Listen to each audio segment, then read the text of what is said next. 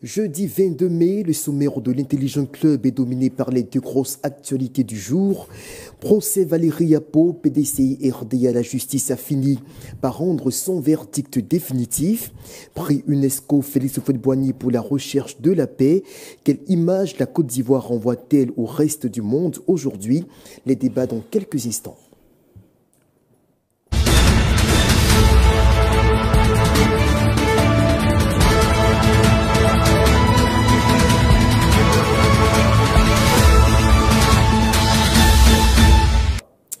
Le procès Valérie Yapo, PDCI RDA, a enfin connu son épilogue ce jeudi 22 mai. Comme annoncé il y a de cela une semaine, donc le 15 mai dernier, où le verdict a été ajourné pour ce jour. Alors, quelles sont les décisions prises par le tribunal, du moins selon l'angle perçu par les avocats de la partie de l'accusation? On va suivre cet élément dans lequel Maître Rodrigue Dadje, avocat du PDCI-RDA, donne les grandes lignes de la décision prise par la justice ivoirienne. Bonjour à tous. Alors, nous sortons du délibéré de la procédure Valérie Yapo contre le PDCI-RDA et Maître Linda Dadje Sangari. En somme, Valérie Yapo a été déboutée de 4 sur 5 de ses demandes. Donc j'estime qu'elle a perdu le procès au profit du PDCI-RDA. Valérie Yapo a demandé 5 choses. Elle a demandé qu'on annule la sanction qu'il a exclue temporairement. Elle a demandé qu'on annule l'élection du président Thiam. Elle a demandé qu'on annule les organes que le président Thiam a mis en place. Elle a demandé qu'on suspende leurs activités et qu'on désigne un administrateur provisoire. Finalement, le tribunal a estimé qu'elle devait annuler la sanction de Valérie Yapo, ce que nous avions déjà fait. Donc la sanction de Valérie Yapo a été annulée par le tribunal. Par ailleurs, elle a été déboutée de toutes ses demandes.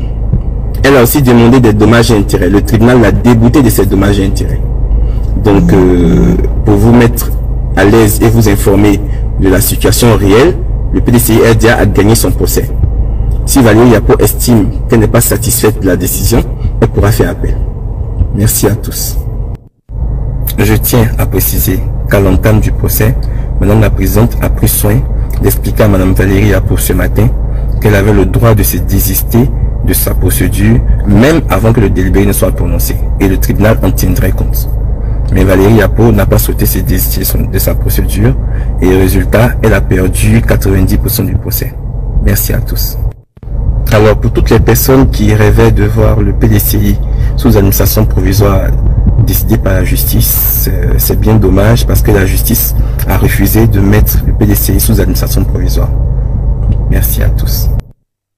Il semble régner sur Rodjabiga comme une atmosphère de victoire, de soulagement dans l'ancien parti unico PDCI-RDA où on salue la décision prise aujourd'hui par la justice ivoirienne de débouter en quelque sorte Valérie Yapo, la plaignante qui depuis plusieurs mois traîne sa famille politique devant les juridictions nationales. Alors, à votre niveau, quelle lecture faites-vous du verdict prononcé ce jeudi par le tribunal ivoirien? D'abord, j'aimerais souligner que ce verdict sonne comme un soulagement au sein du PDCI parce que le parti a été longtemps secoué, longtemps perturbé par les nombreux tumultes et les nombreuses convocations, les nombreuses assignations en justice. Et nul ne savait véritablement ce qui allait advenir des différentes décisions qui allaient être prises par l'appareil judiciaire de Côte d'Ivoire. Valérie Yapo a tenté de contester la légitimité de Tidjane Thiam à la tête du PDCI.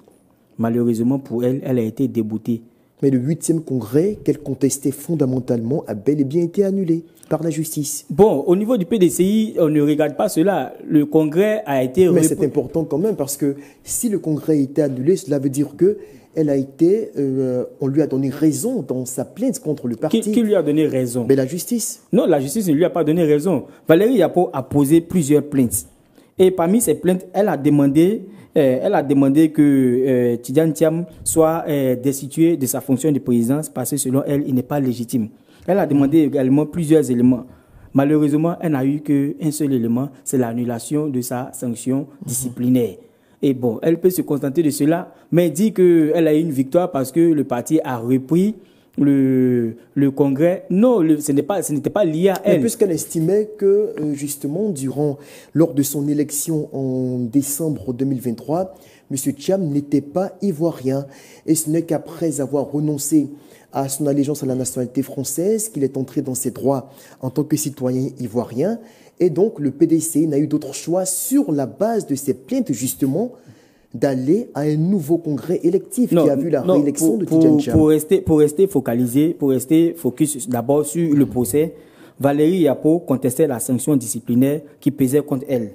Elle réclamait l'annulation de l'élection de Tidjane Thiam à la présidence du parti. Elle réclamait la suspension des organes mis en place par ce dernier, la désignation d'un nouvel administrateur provisoire, ainsi que des dommages et intérêts. Surtout ce qu'elle a réclamé, elle n'a pu avoir que l'annulation des sanctions disciplinaires qui pesaient contre elle. On ne peut pas dire qu'elle a eu des victoires. Maintenant, au plan interne, pour pouvoir, ça c'est une stratégie politique, pour pouvoir contourner les mesures judiciaires qui pourraient peser contre eux, la direction du PDCI a jugé bon de reprendre le congrès. Voilà. Mais à la justice, on n'a pas fait cas de cela. Elle ne peut pas dire que c'est une victoire au niveau de la justice. Elle a même demandé un dédommagement. On ne lui a même pas donné. Quelque chose qui ne coûte rien, ça ne pèse rien. Mais la justice a estimé qu'elle ne mérite pas cela parce que cette demande-là était encore sans objet. On peut dire aujourd'hui que Valérie Yapo a été déboutée. C'est une humiliation. Elle a eu peut-être 10% de tout ce qu'elle réclamait. À 90%, elle a été déboutée. Mais il faut se pencher sur des enjeux qui sont encore importants et inquiétants. Le président Tidjane Thiam n'est pas encore réinscrit sur la liste électorale. Il faut regarder au plan interne. Est-ce qu'on aura encore d'autres événements qui viendront encore perturber la quiétude, qui viendront encore perturber la marche du PDCI vers l'exécutif? Parce que je me dis qu'on n'en a pas encore fini. Parce que Valérie Yapo aujourd'hui, c'est vrai qu'elle incarne aujourd'hui la résistance face à l'autorité de Tidjane Thiam, mais il y a toujours des petites poches de résistance qu'on voit. Absolument. Ça et là. Voilà. Donc, on n'en a pas encore fini. Il y a Jean-Louis Bion. On n'a pas encore fini, justement, puisque là, le président Thiam, Jean-Richard Nguessan, n'a toujours pas son certificat de nationalité qui fait de lui un Ivoirien à part entière. Effectivement, avant de répondre à votre question, moi, j'espère véritablement que c'est la fin d'un marathon politico-judiciaire. Et ce que je retiens, c'est que cette dame a de la suite, elle a de la constance. Elle a peut-être été inélégante dans ses différentes actions, mais il faut noter que ces actions ont, quoi qu'on dise, payé. Elle a été insultée, vilipendée, traînée, mais elle est restaurée pour ma part juridiquement. Parce que depuis 2 ans... Elle est restaurée là où la plupart de ses revendications ont été écartées. Elle est restaurée par quoi? Quand je dis qu'elle est restaurée plus ou moins juridiquement, parce que elle estime avoir été réintégrée au sein du bureau politique. Ce qui était déjà fait normalement. Non, elle a été réintégrée même avant la décision de justice. Elle estime que c'est une décision de justice qui la réintègre. Elle estime, mais est-ce qu'il y a une décision de justice qui l'a réhabilitée? Non, malgré la décision du conseil de discipline. Parce qu'elle estime que le président Tidjane Thiam lui permettre de rentrer à nouveau dans les rangs du bureau politique. Je reprends ses propos. Elle estime que le président Tidjane Thiam était président illégal. Et elle estime que les décisions qu'il avait prises jusque-là étaient des décisions illégales. Elle part devant la justice. C'est une procédure assez longue. Et aujourd'hui, la justice lui donne d'être réintégrée au sein du bureau politique. C'est pas aujourd'hui qu'elle est réintégrée. Non, mais elle estime qu'aujourd'hui, elle est réintégrée au sein du bureau politique du PDC-RDA. Et pour elle, elle estime que c'est une victoire. Au-delà de ce fait, moi, je retiens que c'est une victoire aussi pour Valérie Yapo. Elle peut se consoler avec. Parce qu'elle estime, si elle n'avait pas mené cette bataille judiciaire, vous convenez avec moi que le président Thiam n'aurait pas démissionné? Non, ne faisons pas du charlatanisme politique. On ne sait pas ce qui serait passé. C'est clair, non, mais c'est très évident, Soro Djabiga, qu'il a fallu qu'elle tente ce procès pour que M. Thiam renonce à la présidence du parti, même si ce ne fut que pendant 72 heures. Il a été retiré de la liste électorale. Cette démission, mais tout de même, faut le dire, il a fallu la bataille menée par Valérie Yapo. Oui, c'est une... Moi, j'ai une question. En tant que militant du parti, si le PDCI, Mme Valérie Yapo avait gagné son procès et que le PDCI était mis sous tutelle, est-ce qu'elle allait être fière d'elle? Est-ce qu'elle serait fière de son action? Ça, c'est une autre paire de manches. Militante. C'est pourquoi, à l'entame de mes propos, j'ai dit d'entrée de jeu que certaines personnes estiment que son action a été inélégante. Mais n'empêche qu'elle est restée constante dans son action. Elle est restée constante dans son attitude. Et aujourd'hui, c'est vrai que vous avez évoqué des points sur lesquels elle a été déboutée. Mais moi, je l'ai écoutée. Elle estime que c'est une victoire pour elle, puisqu'elle est réintégrée au sein du bureau politique. Donc... Alors là, on a l'intervention de Maître Soubi, qui est l'avocat en chef du PDCI-RDA, qui a accepté de nous donner donc sa lecture de l'évolution des choses sur le plan judiciaire pour son parti. Quels sont les enjeux du verdict donné ce jeudi par la justice ivoirienne? On va l'écouter dans cet élément qui dure environ 5 minutes, mais prêtez très bien attention parce que beaucoup de détails y sont fournis. Dans l'affaire Yapo Valérie contre le PDCI RDA, le tribunal de première instance d'Abidjan Plateau a vidé son délibéré ce jour, jeudi 22 mai 2025. Pour rappel, dans cette affaire, Valérie Yapo a saisi le tribunal à l'origine pour demander premièrement au tribunal de déclarer nulle la qualité de président du PDCI RDA, du président Tidjane Thiam, motif pris de ce que celui-ci, au moment de son élection à la tête de ce parti en décembre 2023, n'avait pas la nationalité ivoirienne. Et elle demandait ensuite au tribunal de tirer les conséquences donc de cette annulation de la qualité de président du PDCI-RDA, du président Tidjane Thiam, de dire que tous les organes du PDCI-RDA mis en place par celui-ci en cette qualité de président du parti sont des organes nuls parce que mis en place par un président irrégulièrement élu et parmi ces organes, le conseil de discipline. Et par la suite donc que le tribunal annule la décision du conseil de discipline du PDCI-RDA qui avait prononcé son exclusion temporaire du PDCI-RDA.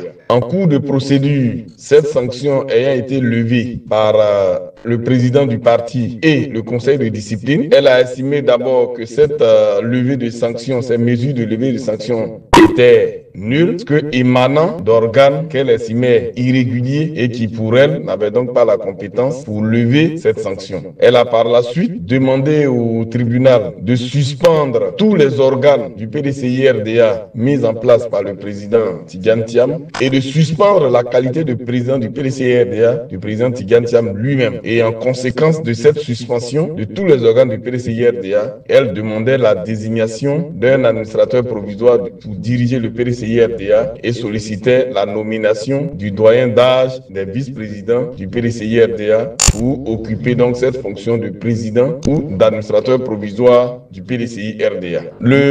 À l'audience du 15 mai 2025, lors de la dernière audience, avant que le dossier ne soit mis en délibéré, donc au cours de l'audience de plaidoirie, par la voix de son avocat, Madame Valérie Yapo a également demandé la condamnation du PDCI-RDA à lui payer des dommages et intérêts parce qu'elle a estimé que la sanction qu'il avait frappée lui a causé un préjudice et elle avait donc demandé la condamnation du PDCI à lui payer la somme de 1 franc à titre symbolique. À toutes ces demandes, les avocats du PDCI avaient donc opposé plusieurs moyens et ce jour, le tribunal donc s'est prononcé.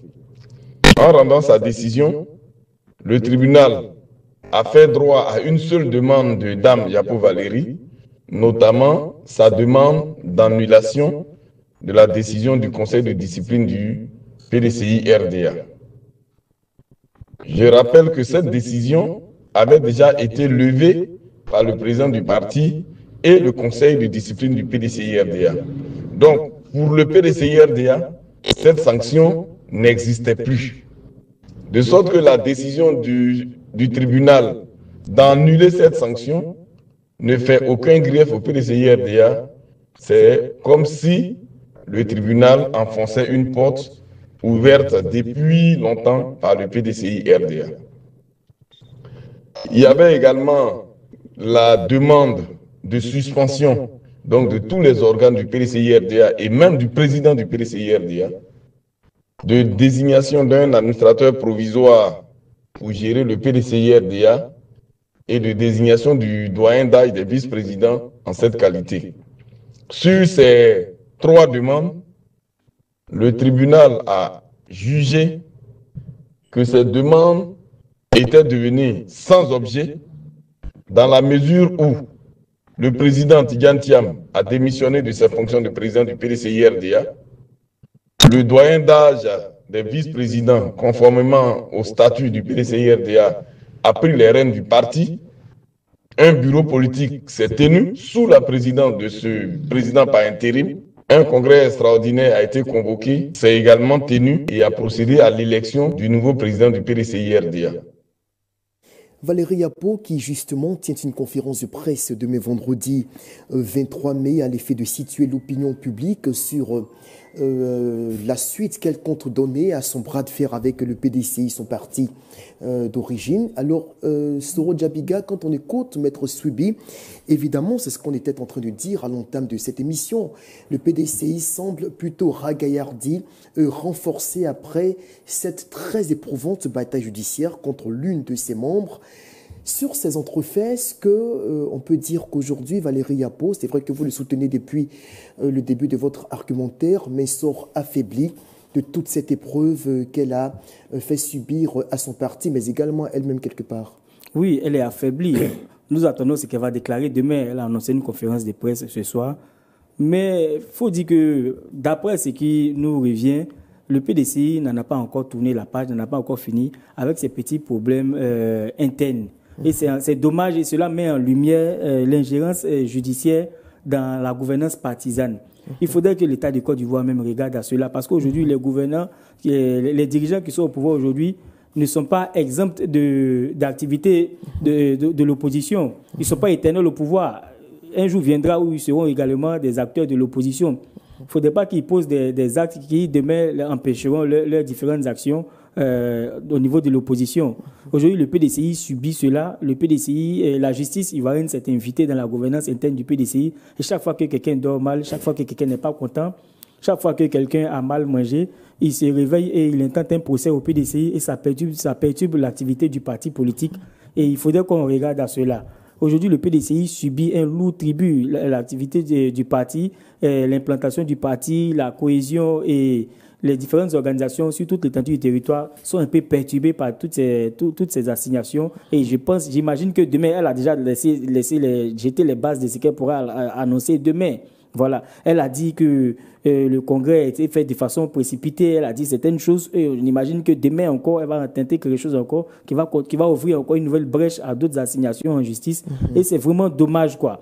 Mais ce qui est bien, c'est que cette première victoire-là de cette bataille a permis de renforcer, a permis de consolider le leadership de Tidjane Thiam à la tête du PDCI. Ça permettra également de cristalliser toutes les forces vives du parti autour de leur champion. Le PDCI n'entend pas positionner un autre candidat à part Tidjane Thiam. Vous vous souvenez du militant qui avait proposé un plan B au cas où Tidjane Thiam n'était pas reconnu, mais on l'a vu danser aujourd'hui sur les réseaux sociaux. Il était content du fait que dans le meeting du parti, voilà, on l'a vu danser aujourd'hui. On a compris que le PDCI est en train de se réunir solidement et fidèlement autour de Tidjane Thiam. Et même les dissidents ont compris que il y a un problème qu'il faut rejeter, qu'il faut repousser, et que c'est par l'union et uniquement que par l'union qu'on pourra repousser ce problème-là, l'ingérence interne, l'ingérence judiciaire. Et aujourd'hui, je pense que le PDCI est prêt à faire front à tout ce qui adviendra, notamment à ce que Dame Valérie déclarera demain. Absolument. Jean-Richard, quel avenir pour Valérie Yapo aujourd'hui? Moi, je ne partage pas l'avis de Soro qui parle de Valérie Yapo comme une femme affaiblie. Je ne crois pas. Pour l'avoir écoutée, pour l'avoir eu en ligne quelques minutes, c'est une dame qui reste ferme dans ses convictions. Et elle a annoncé sur une chaîne de télévision qu'elle aura bien évidemment demain une conférence de presse, elle va s'entretenir notamment avec ses avocats ce soir pour voir la conduite à tenir. Pour voir comment emmerder le parti demain, comment perturber le parti encore. C'est pourquoi j'avais posé cette question d'entrée de jeu. Est-ce que c'est la fin de ce marathon politico-judiciaire? Moi, j'espère que c'est la fin. Parce qu'aujourd'hui, ce qu'on a envie de voir... sur quel point pourrait-elle encore rebondir, selon vous? On attend de voir le 9e congrès. Est-ce qu'elle va attaquer le 9e congrès? On attend de voir. Selon les explications de Maître Soubi, la justice a reconnu la légalité de ce congrès qui vient de désigner encore M. Thiam, président du PDCI, puisque tout a été organisé selon les statuts et règlements du parti. Et on attend de voir aussi si elle va reconnaître Tidjane Thiam comme étant président du parti. Bon, là, il y a plusieurs interrogations. Il y a plusieurs interrogations. Permettez qu'il termine. Moi, j'estime qu'il y a aujourd'hui plusieurs interrogations. Elle revient dans le bureau politique. Va-t-elle faire allégeance au président du parti? Va-t-elle poursuivre les différentes procédures judiciaires. Il y a beaucoup d'interrogations. Demain, on sera plus ou moins situé sur la question. Mais n'empêche que c'est une posture, quoi qu'on dise, tout de même gênante. Ce qu'on aurait bien aimé voir, c'est un PDC RDA qui fait des propositions, qui est engagé dans la pré-campagne, mais aujourd'hui, c'est un PDC qu'on voit constamment devant les juridictions, et je pense que c'est tout de même un peu dommage. Je pense que Dame Valérie Yapo a quand même jeté les bases de ce qu'elle pourra annoncer demain. Elle a dit dans sa déclaration que Tidjane Thiam n'a pas enregistré 10 années consécutives au sein du bureau politique. Elle a dit ce soir, elle dit que c'est depuis 2023 que Tidjane Thiam est dans le bureau politique. Je pense qu'elle va attaquer ce fait-là. Et ça peut être à confusion parce qu'il y a également des arguments qui pourront corroborer la position, la stature de Tidjane Thiam au sein du bureau politique. Il est membre du bureau politique depuis 1996, disons. Il n'en a jamais démissionné. Tidjane Thiam n'a jamais démissionné. Et à ce jour, il est à jour de ses cotisations. Donc, elle peut inventer tous les arguments. Il n'a jamais démissionné, mais il n'a pas figuré sur la liste des membres du bureau politique. Je viens depuis 2002 et il a été officiellement réintégré à cet organe en 2023 devant tous par le président Bédi avant son départ. Oui, c'est ça. En 2022, plutôt pas en 2023. Oui, 2022. Je pense que dans le cadre de ces débats-là, il y a des arguments qui seront confrontés. Vous le dites, il a été réintégré, mais il n'en a jamais démissionné. Et c'est un argument qui a été mis en avant pour pouvoir consolider sa candidature en 2023 quand il voulait être candidat pour être le président du parti. Donc je pense qu'il y a autant d'arguments qui pourront consolider sa position. Non seulement il n'en a jamais démissionné, il a ajouté de ses cotisations. On pourrait inventer autant d'arguments farfelus pour pouvoir distraire le parti, mais je pense qu'aujourd'hui le PDCI a compris qu'il faut s'unir autour de Tidjane Thiam parce qu'il y a des militants infidèles et indélicats qui militent pour détruire le parti. Des gens qui ont enregistré plus de 30 ans, des gens qui ont enregistré plus de 30 ans de militantisme au sein du parti, c'est aujourd'hui qui convoquent ce parti-là devant les instances judiciaires, alors qu'il y a un comité des sages, il y a des structures spécialisées qui sont là pour ça. Je ne sais pas à quoi cela va aboutir, je ne sais pas quelles sont leurs motivations, mais c'est vraiment bien dommage, quoi. Moi, je pense qu'il y a, c'est vrai, selon certains militants du PDC RDA, une sorte de cabale judiciaire.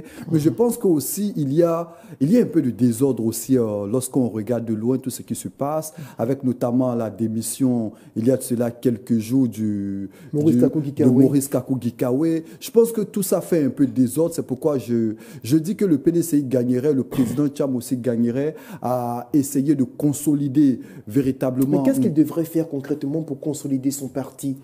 Qu'est-ce qu'il devrait faire qu'il ne fait pas encore et qui serait à l'origine des dissensions multiples au sein du PDC? Parce qu'il faut rappeler quand même que lorsque le président Houphouët-Boigny est décédé en décembre 1993, le PDCI a connu ces mêmes turbulences avec la formation du RDR, qui fut une scission qui a véritablement fragilisé le parti, même s'il ne l'a pas effondré. Et après, le coup d'État de 99 également, ce fut pire avec beaucoup d'autres partis qui étaient des bourgeons du PDCI qui en sont sortis. Certains sont même alliés à la junte militaire du CNSP. Puis, à Laurent Gbagbo, quand il est arrivé au pouvoir, alors, ce n'est pas une première, après tout. Mais vous savez, avant le 8e congrès, il y a eu des contestations, il y a eu des frustrations, il y a eu des grincements de dents. On se rappelle. Mais des frustrations qui se justifient par quoi? Par le fait que certains je me dis, plus légitime que le banquier qui a eu 22 ans, 23 ans d'absence. Au-delà de cet aspect, je me dis qu'après son élection en décembre 2023, le président Thiam aurait pu consolider un peu plus le parti. Mais on observe qu'il y a toujours des graissements dedans. Et le départ de Gikawe fait un peu désordre quand on sait que c'est quelqu'un qui a été l'un des fidèles du président Henri Konan Bédié. Il est demeuré au PDC depuis bien longtemps. Et lorsqu'on lit sa déclaration, on sent de la frustration. Est-ce que cette frustration-là est ressentie par d'autres cadres du parti? On ne saurait le dire. Il affirme ne pas avoir été associé à certaines décisions prises. Est-ce que c'est lié à la démission surprise annoncée par le président Thiam juste avant la tenue du procès du 15 mai? Forcément, il estime être peut-être à juste titre l'un des gardiens du temple. Et lorsqu'on est conseiller politique, je me dis que c'est tout à fait normal qu'on puisse être informé de certaines décisions que le président va prendre. Et lorsqu'on est mis à l'écart face à certaines décisions assez importantes pour la vie du parti, après, il y a forcément des frustrations. Et puis, on sait que l'un des premiers frustrés a été le ministre Bion, qui l'a maintes fois rappelé. Est-ce qu'il y a eu des tentatives de conciliation, de réconciliation? Qu'est-ce qui est fait véritablement? Aujourd'hui, le président Tcham est à l'extérieur. Moi, je pense que l'un mis dans l'autre, il gagnerait à rentrer au pays, à être au devant du combat politique, en même temps qu'il est au devant du combat politique, essayer de voir comment essayer de colmater ces différentes brèches, parce que quoi qu'on dise, c'est vrai que certains parlent de procédures judiciaires, que certaines personnes, c'est une cabale orchestrée pour déstabiliser le parti. On accuse un certain nombre de personnes. Mais je pense qu'il gagnera aussi à rentrer au pays et à colmater ces brèches-là. Son retour est de plus en plus annoncé par ses lieutenants sur les réseaux sociaux. Alors, justement, sur Jabiga, parlons du cas Gikawe. Oui, parlons du cas Gikawe. Oui. Moi, je m'inscris en faux. J'aimerais d'abord rappeler que Gikawe glane plus de 50 ans de militantisme au sein du parti. Il a fait toutes ses classes au sein du parti. C'est un exemple de militant qui est parti de rien, du bas niveau pour atteindre le niveau exécutif qu'il a occupé avant de devenir finalement conseiller politique du président Tidjane Thiam. Du PDCI pratiquement. Voilà. Mais soyons logiques, soyons cohérents dans nos postures, dans nos prises de position. Le Gikawe est quelqu'un qui a toujours revendiqué, qui a toujours prôné le respect des textes. Aujourd'hui, il se plaint de n'avoir pas été consulté avant la démission du président Tidjane Thiam. Mais le président Tidjane Thiam, les textes n'imposent pas qu'il faut consulter forcément son conseiller politique avant de prendre des décisions. Mais il aurait été élégant de l'informer quand même. Ici, on ne parle pas d'élégance, on parle de stratégie politique. Il n'est pas question d'élégance ici, il est question de respect des textes. Il est question de respect des textes. Vous dites que quelqu'un ne respecte pas les textes. Et vous-même, vous vous inscrivez en faux dans ce que vous prônez. Les textes n'imposent pas qu'il faut consulter forcément son conseiller politique avant de prendre des décisions. Et même si c'est le cas, quand on revient de voyage, à peine on est rentré, il est même resté à l'extérieur pour prendre son communiqué. Quand même, Gikawe est un ancien du parti. Gikawe n'est plus au devant des projecteurs, il n'est plus au devant des scènes du parti. Ils l'ont écarté, même pas écarté. Ils l'ont démis de ses fonctions pour donner la place à de jeunes. Quel est le rôle d'un conseiller politique? Le nom le dit, c'est de conseiller son vis-à-vis. Et lorsque je n'ai pas conseillé, tout à l'heure, j'évoquais l'aspect stratégique qu'a voulu sans doute faire jouer le président Thiam, parce que figurez-vous que certainement dans son entourage, d'après les échos qui nous parviennent du PDCI, beaucoup de ses conseillers les plus proches n'étaient pas au courant de sa décision. Il n'est pas le cas, il n'est pas le seul qui est un conseiller concerné par à la présidence du parti. Alors, est-ce qu'il craignait que qu'il y ait des fuites qui puissent donner des armes à l'ennemi? Bien entendu. Moi, je suis témoin oculaire, je vous l'ai dit la dernière fois. J'étais là lors de la rédaction du communiqué officiel pour annoncer la démission de Tidjane Thiam à la tête du PDCI. J'étais là jusqu'à minuit. Il n'y avait pas assez de militants dans l'institution où nous nous trouvions. Il n'y avait pas assez de hauts cadres. Il n'y avait que 2 anciens du parti, 2 vice-présidents du parti. Donc, on ne peut pas dire qu'ils ont écarté certaines personnes pour faire place à d'autres personnes. Même aujourd'hui, les jeunes que Tidjane Thiam a promus à la tête du parti, les différents vice-présidents, le secrétaire général et autres n'étaient pas présents. Je me rappelle qu'il y a un cadre même du parti qui était là, avec le directeur général, qui sont repartis après et ils ont ironisé la situation. Ils ont dit, bon, on nous a chassés, donc on s'en va. Donc, Gikawe n'a pas besoin de se plaindre de cela. En tant qu'ancien, quand on revient, il faut l'appeler ou bien il faut l'approcher pour lui dire, mais en tant que conseiller, voilà ce que tu as fait, ce n'est pas bien, voilà ce que tu aurais dû faire.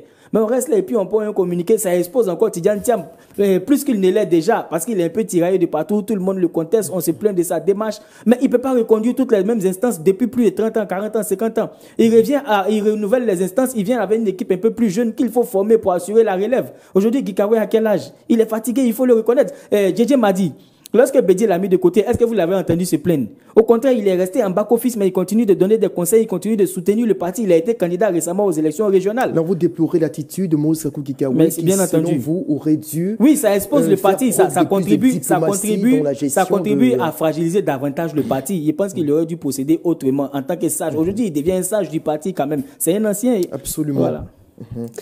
Second sujet de cette émission, prix Félix Houphouët-Boigny de l'UNESCO pour la recherche de la paix. Quelle image de la Côte d'Ivoire? Alors, ce jeudi 22 mai s'est tenue à Abidjan la cérémonie officielle de remise du prix Houphouët-Boigny pour la recherche de la paix en présence du chef de l'État, le président Alassane Ouattara.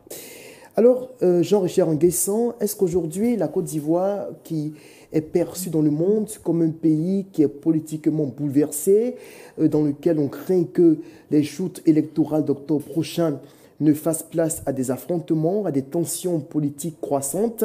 Est-ce qu'aujourd'hui, cette Côte d'Ivoire-là renvoie une image positive au reste du monde au point d'abriter, d'incarner l'idéal de paix à l'échelle internationale? Moi, je salue avant tout propos l'organisation de cette cérémonie.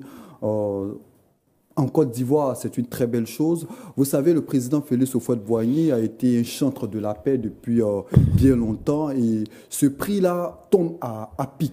Surtout à quelques mois des élections présidentielles, dans une situation où le climat politique est morose, où l'ambiance est délétère politiquement. Je pense que ce prix-là aussi doit interpeller les uns et les autres, surtout les politiques, surtout les populations aussi, pour rappeler aux uns et aux autres la leitmotiv qui était celui du président Félix Houphouët-Boigny, qui a longtemps été un chantre de la paix, qui a longtemps appelé les différentes populations à la cohésion nationale. Et j'estime qu'aujourd'hui, avec ce prix, c'est au-delà du positionnement que cela donne à la Côte d'Ivoire, ce prix doit rappeler aux Ivoiriens la nécessité de vivre ensemble, la nécessité de soigner nos différents propos, surtout à quelques mois des élections. Et au-delà de tout, moi, j'ai apprécié le discours du président Alassane Ouattara qui estime que les élections vont bien se passer. On espère véritablement que les propos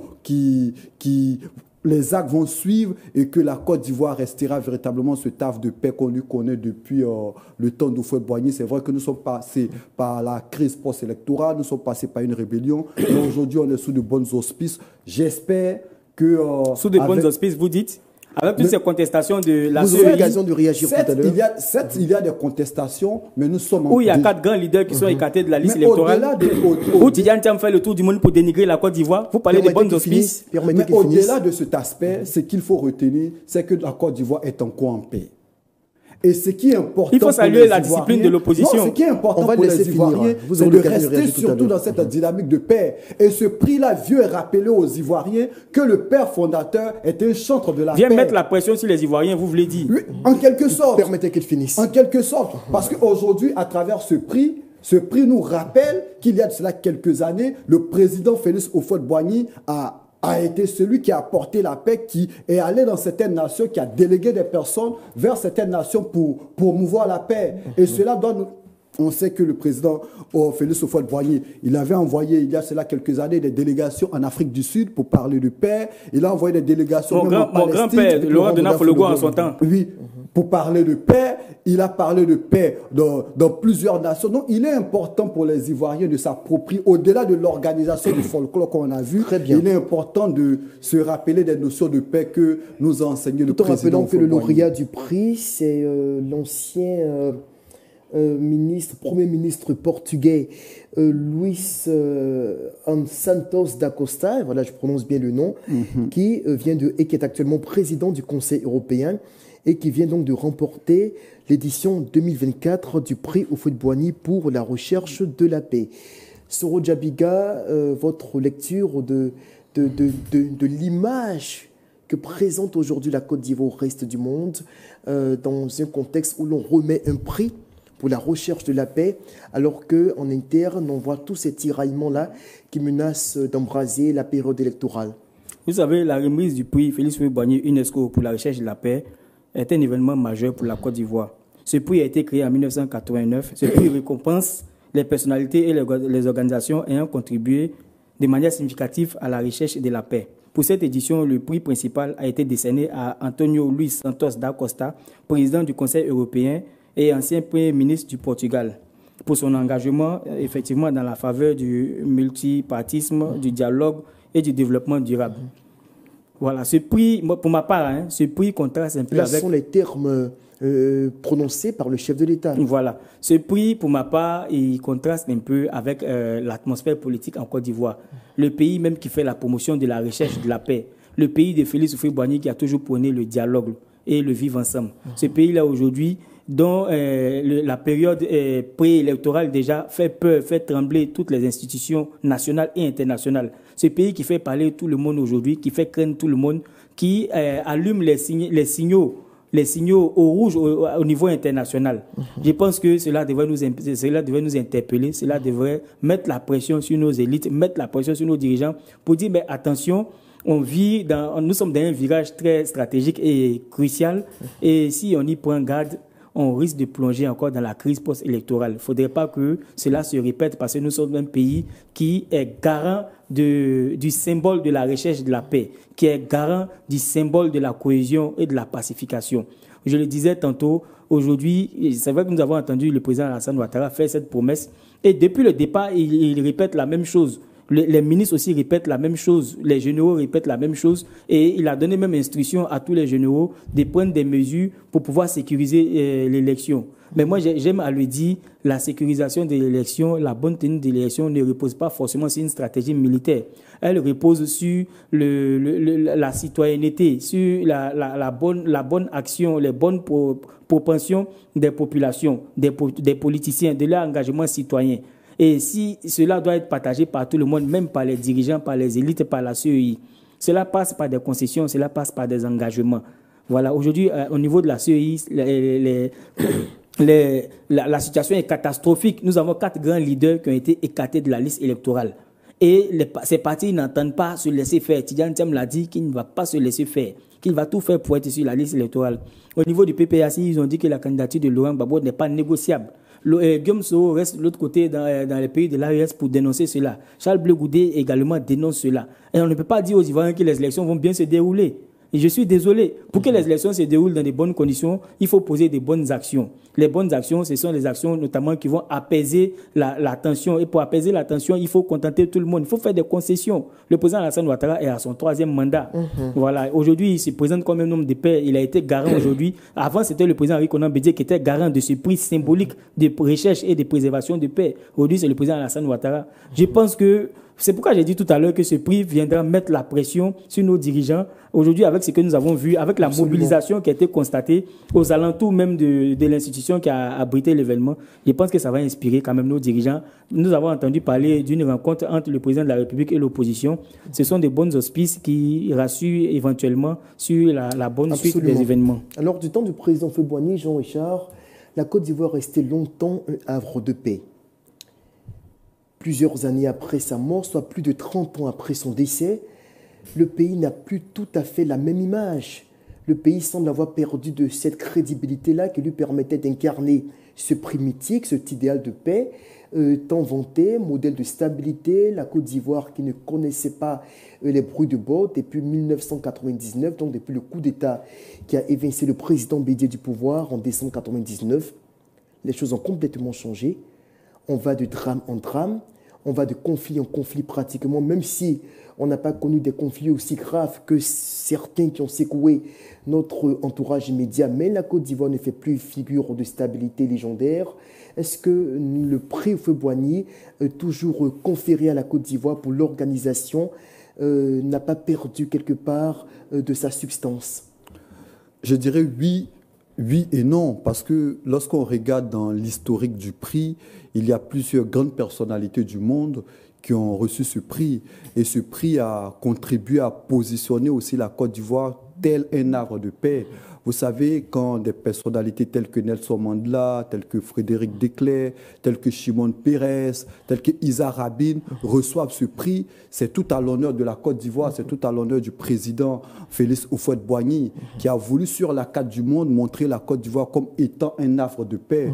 Fort malheureusement, nos politiques donc sont pas restés dans cette dynamique de paix. Et vous avez énoncé toutes les crises qu'on a connues, notamment le coup d'État. 25 ans d'instabilité. Ah oui, avec plusieurs années d'instabilité. C'est pourquoi j'ai dit dans mon propos que ce prix-là tombe à point nommé. Aujourd'hui, à quelques mois des élections présidentielles, dans ce climat de méfiance, dans ce climat où tout le monde passe sans se comprendre, dans ce climat où il y a de nombreuses contestations de la CEI, où les partis politiques contestent, je pense qu'aujourd'hui, on doit se rappeler à la mémoire du président Félix Houphouët-Boigny. Parce que je pense que lorsque ce prix était institué en 1989, c'était non seulement pour promouvoir la paix à travers le monde, mais montrer aussi que la destination Côte d'Ivoire est une destination de paix. Mais fort malheureusement, plusieurs crises se sont succédées. J'espère, au regard du discours du président Alassane Ouattara, au regard de tout ce qui a été dit. Et puis, je pense que le PDCI RDA aussi étant le parti fondé par le père fondateur, j'espère que tous ces partis-là vont se rappeler au bon souvenir du président Félix Houphouët-Boigny et on va changer le discours, de posture.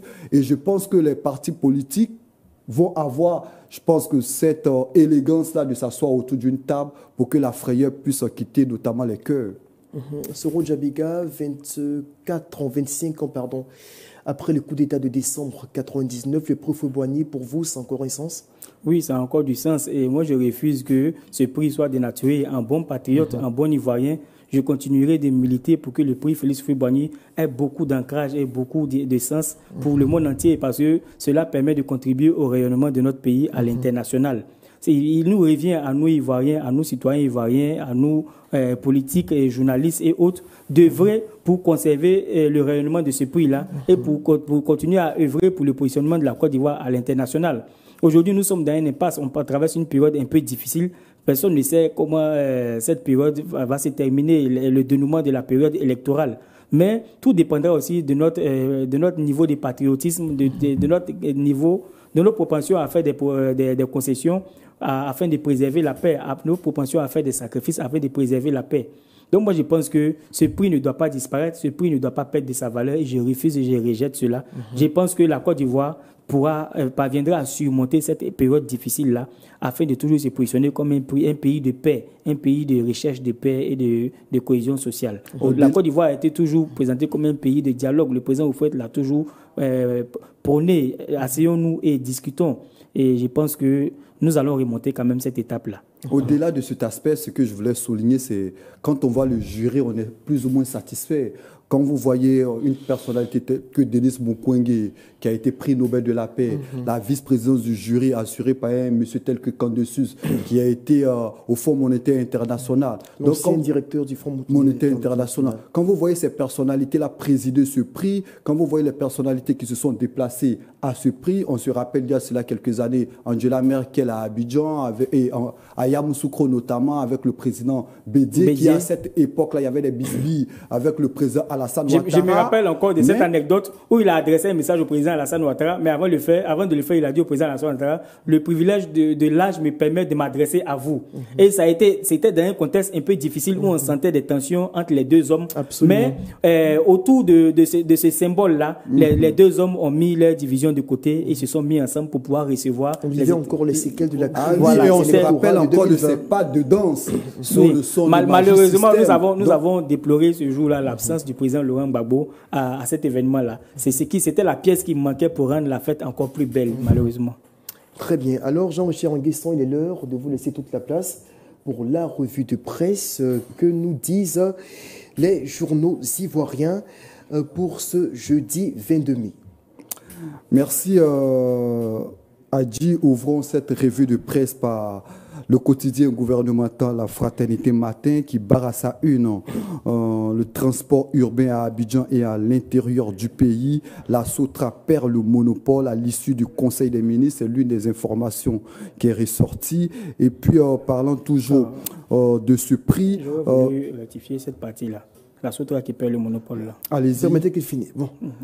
Allez-y, finissez Jean-Richard. Et puis, parlons du prix Félix Houphouët-Boigny pour la recherche de la paix remise aujourd'hui. Et puis, dans le même élan, le Bélier affiche prix Félix Houphouët-Boigny, une remise sous haute tension politique. Dans le même élan, le patriote proche du RHDP rappelle que le prix Félix Houphouët-Boigny de l'UNESCO pour la recherche de la paix a eu lieu ce matin avec Antonio Luis Santos da Costa à l'honneur ce matin.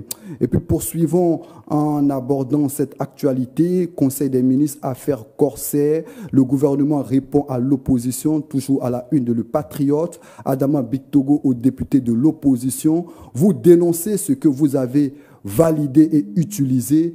Et dans la même dynamique, l'avenir aborde sur le même sujet, affaire Corsair, pendant qu'il dénonce des élus du PPACI, du PDCI et leurs familles ont profité des avantages. Adama Bictogo dénonce l'hypocrisie de certains députés. Et à la une du sursaut, Bictogo vole au secours de Kandia Camara. Et puis toujours à la une du sursaut, l'élection prochaine de 2025 fait aussi la une. Voici les failles du système électoral ivoirien. Notre voix aborde dans le même sens en rappelant audit, révision de la liste électorale, réforme de la commission électorale indépendante, la course contre la montre, la CEI fait le dos rond, la RLE toujours attendue par les partis d'opposition. Petit commentaire sur cette revue de presse en 2 minutes. Oui, ça concerne la question de la SOTRA. Effectivement, plusieurs journaux ont repris l'information. Peut-être que ça a été un mépris, mais j'ai eu le directeur de communication de la SOTRA ce soir au téléphone qui m'a notifié que la décision ne concerne pas tout le monde, n'est pas exclusive. Elle concerne notamment l'initiative du métro et puis du BRT. Sinon, ce n'est pas une initiative qui est ouverte à tout le monde, tel que cela est dit, que le domaine est libéralisé maintenant et que tout le monde peut s'investir dans le domaine et faire le transport urbain. Non, c'est ouvert uniquement qu'au BRT et au métro. Voilà, j'aurais voulu rappeler cela. Très bien. Alors, c'est donc sur ces informations que l'on se quitte pour l'édition de l'Intelligent Club de ce jeudi 22 mai. Merci à tous de nous avoir suivis. Merci également à l'équipe technique qui s'est attelée donc à réaliser cette émission qui vous a permis d'avoir le décryptage des grands faits d'actualité de cette journée. On va se dire au revoir et puis on se dit à demain, vendredi 23 mai, pour d'autres actualités nationales.